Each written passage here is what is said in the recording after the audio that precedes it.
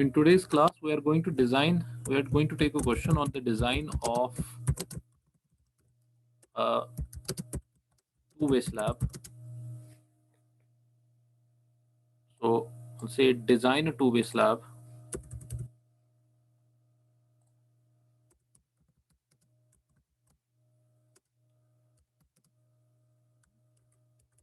So you could use different methods. We'll be using the moment quotient method. So I'll not mention that here. Design a two-way slab for a load of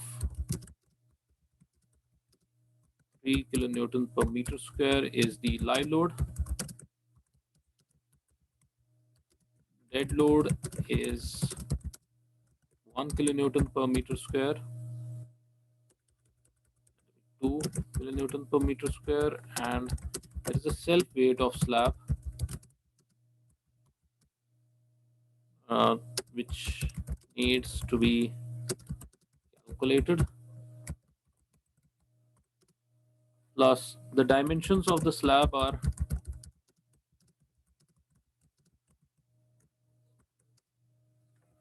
5 meter cross 3 meter.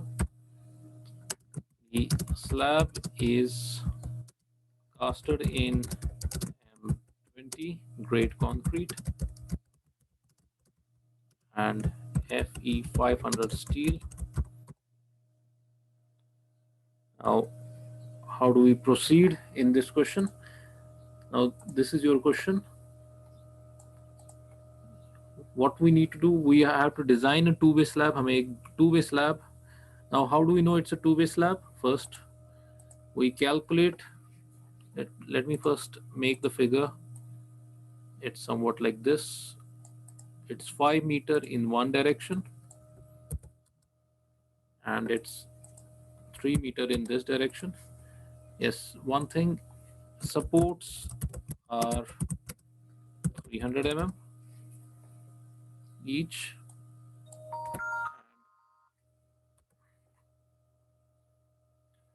Supports are 300 mm on the, and it's simply supported. It is simple support on all edges. There is a simple support on all edges of the slab. Now, if you are taking this slab of 5 by 3 meter, this is the clear dimension. So I'll be mentioning in the question, it's a clear span. The dimensions are clear spans. So there is an additional component of this. These are the supports now. Now this is the support throughout the slab. Now what is the support? For example, the support is, it's not mentioned in the question. The support could be, what is given to you is there is wall given as support of thickness 300 mm. Now this is given to you that there is a wall as a support of thickness. Although it's only mentioned that the support is 300 mm, you can take it as a wall because it's throughout. If it was not throughout, it could have been a column arrangement. Now, what else is given to you? The load is given to you, and the dimensions are also provided for the slab.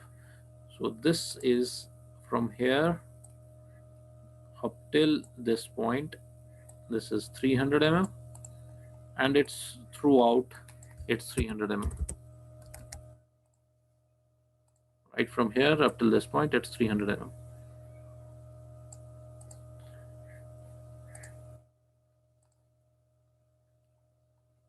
So in step number 1, what do we do?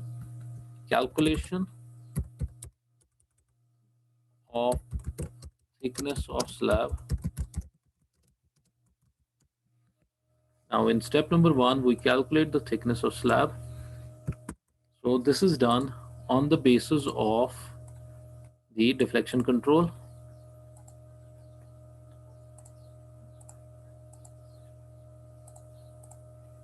And if you go to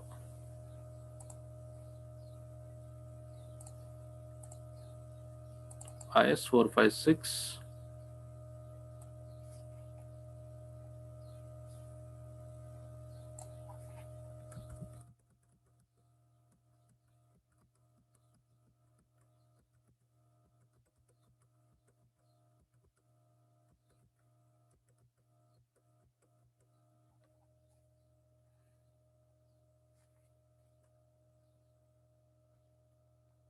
for a two-way slab of spanning for slab spanning the short of the two directions. So I was wrong the last time.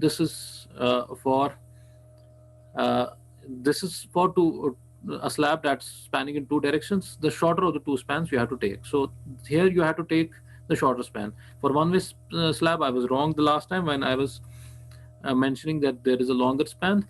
In longer span, you are not because what will dictate the deflection? It will be dictated by the shorter direction. So for a two-way slab of shorter span up till 3.5 meter with mild steel reinforcement, the span to overall depth ratios given below may generally be assumed to satisfy vertical deflection limits for a loading class up to 3 kilonewton per meter square. Uh, so these are the span to depth ratios अगर shorter span 3.5 meter तक है. In our case, right now in our question, the shorter span is 3 meter. It's spanning for a 3 meter with mild reinforcement. But what is given here is it's for a mild reinforcement. For high strength deformed bars of Fe415, the values given above shall be multiplied by 0.8. So for high strength bar, we have to multiply these values by 0.8. Now, there is it's also to be assumed to satisfy vertical deflection limit for loading class up till 3 kilonewton per meter square. Although our loading is quite large, but this is an assumption here. Now, you could take this as the values, or you could just go as in the one-way slab, but that will not solve your problems. This is based on an assumption that the maximum load is 3 kilonewton per meter square, because once the load tends to increase, the deflection limits could also increase, because you are assuming two things. You are assuming that there is no upliftment at the edge of the slab. That's one thing. And the other thing, you are assuming that there is total restraint or the constraint to the rotation at the edge. So thereby, these deflection criteria are then satisfied for this much amount of load, 3 kilonewton per meter square. So we can use for a simply supported slab span to overall depth ratio of 35, but we have to multiply it by 0.8. Although we are using Fe500, but that also comes under high strength deformed bars. So we will be multiplying that by 0.8. You can use the same.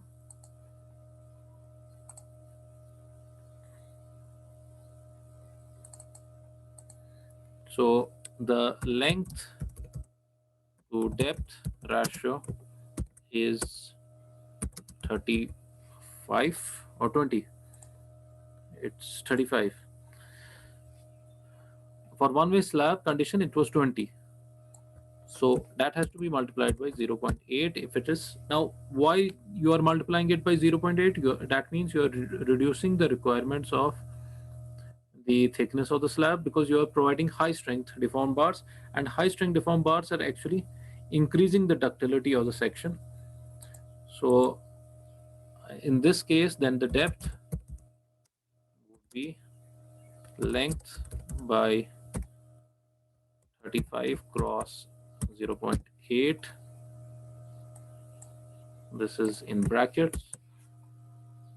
Now, what is the depth? D is length. Length of the slab is how much now? You are taking the shorter direction, but it has to be the you can take it as a clear span, or it could be the effective length as well here, because what is mentioned here, uh, the span to overall depth ratios.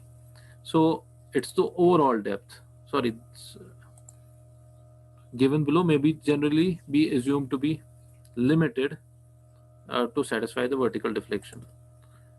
But some books I checked, they take the overall effective depth here, and they proportionately take the effective length. So you could take both methods. If I am taking the effective length, you could take the effective length here. So thereby it's almost similar. अगर आप overall depth ले रहे हो तो then you can take the clear span. So right now I'll be taking the effective depth, which is 6.3 here. Why? Sorry, 3.3. Sir hello sir ji. Sir IS code के हिसाब से हमें क्लियर स्पैन लेना है इसमें. You can take if clear span, then you will get the overall depth. Clear? If you take the effective length, you will get the effective depth. This will not have a much of an impact. This is proportionate almost to each other. So you can get an effective depth based on effective length. So that would be 3.33300 divided by, this is 35 cross 0.8. So how much is this?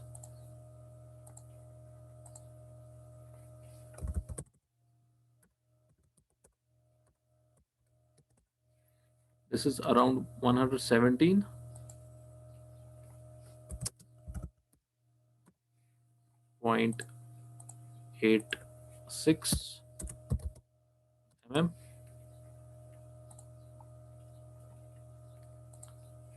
Then in that case, the overall depth would be 117.86 plus how much is the cover? We can keep it as 30 mm.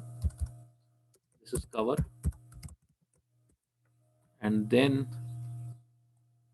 you have the rod, the bottom reinforcing rod in the slab, which we can assume is 16 mm rod. So half of that would be 16 by 2. So the effective depth is up till that rod.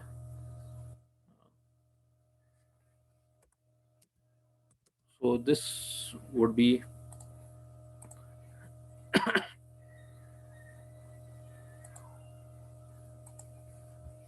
around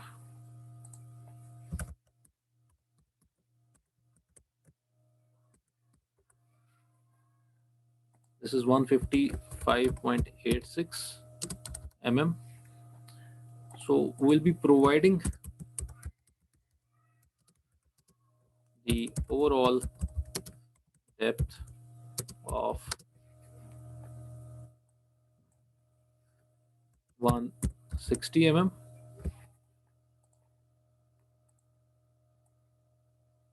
So this is the overall depth we are providing. In that case, our effective depth now is 160 minus 30 minus 8 as in above.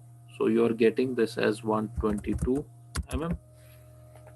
The effective depth, this is what you are providing. This is what we are actually providing.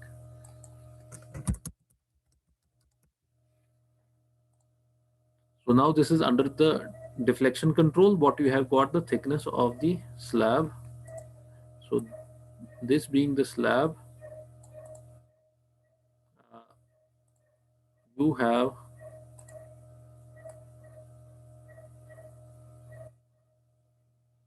this as the reinforcement.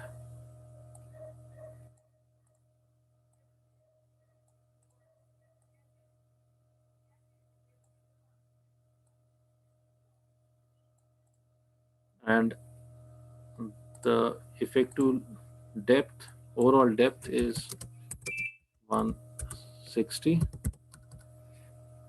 mm.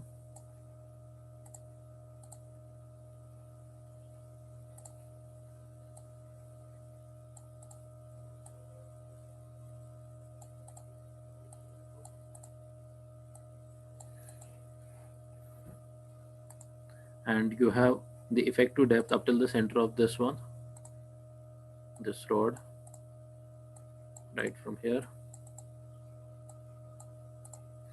which is 122 now.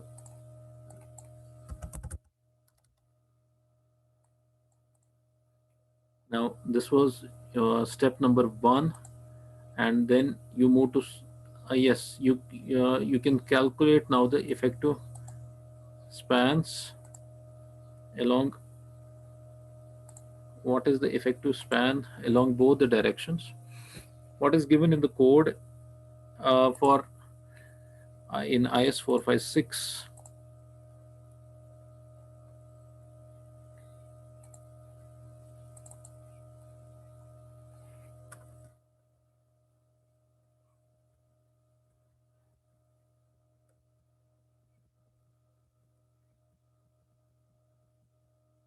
Page number 90 sir. 90. जी sir.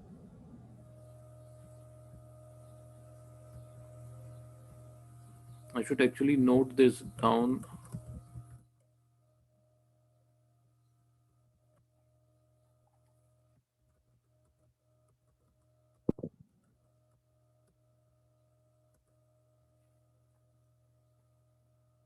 Now this is about, not about what I am saying.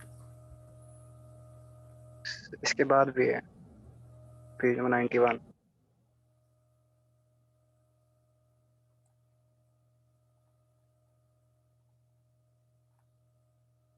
These are the moment questions. Just a minute. I'm calculating the span first of all.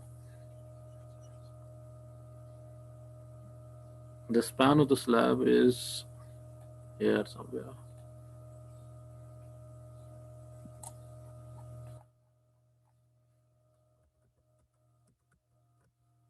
Yes, this. The effective span of a member that's not built integrally with its support shall be taken as clear span plus the effective depth of the slab or beam or center to center of the supports, whichever is less. So, and until now we have taken the center to center of the supports, but in case of a two-way slab, it becomes an issue because you have to calculate the moments based on this, the effective span of one particular uh, this span. So here you have the D as the LE as, in this case, is LC plus D, that's the effective depth of the slab, or its center to center distance, which we were taking up till this point. So whichever is less out of these two cases. Now for a continuous beam, it's different. What you need to take,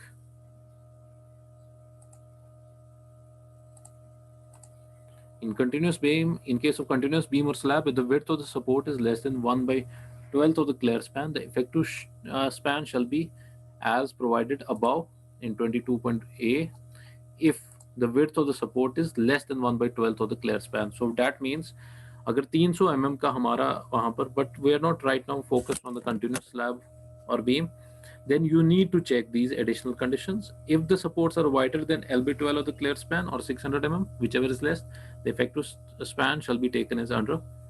For end span with one end fixed and the other continuous, similarly there are various combinations. एक end fix होगा, दूसरा end free भी हो सकता है. One end is fixed, other is continuous, and one end is fixed, other end is roller.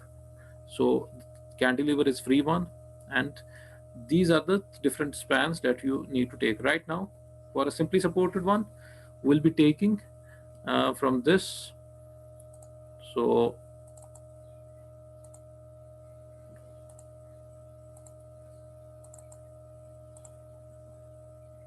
so this is step 2, determination of effective lengths of slab. Now there are two directions in the slab. Now this direction, we can, let's take it as X or Y. You can take it as X, because this is the shorter one, so let's take it as x direction, and this direction is y.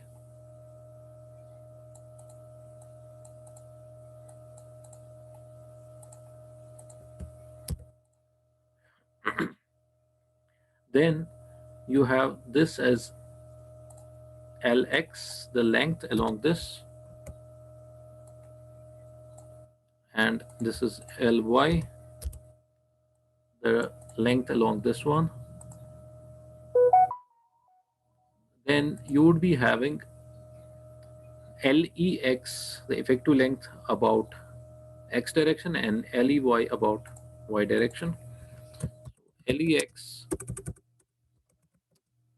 is now Lx, which is the clear span, plus D, which is 122 mm, 0.122. So what is Lx? It's 3 plus 0.122, which is 3.122.